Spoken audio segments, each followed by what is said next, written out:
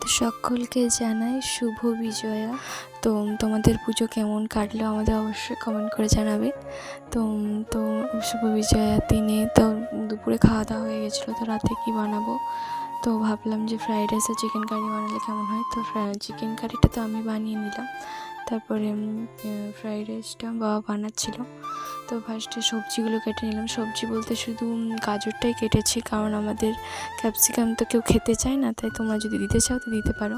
তারপরে গাজর, তেজপাতা, দারুচিনি, এলাচ মশলাগুলো একটু ভেজে নেওয়ার পর কাজু কিশমিশ সব দিয়ে দিলাম। তারপরে রাইসটা অল্প অল্প করে ভেজে নিচ্ছি, তারপরে চিনি দিয়ে দিলাম, তারপর পড়লো ঘি। তো ঘি যখন পড়ে তখন মানে গন্ধটা তো খুব দারুণ বেরিয়েছিল। তো তোমাদের কার কার ফ্রাইড রাইস আর চিকেন কারি কম্বোটা ভালো লাগে, তো আমাকে সবাই একটু কমেন্ট করে জানাবে। যদি আপনাদের আমাদের এই ভিডিওগুলি ভালো লাগে তো অবশ্যই সাবস্ক্রাইব করে আমাদের পাশে থাকবেন।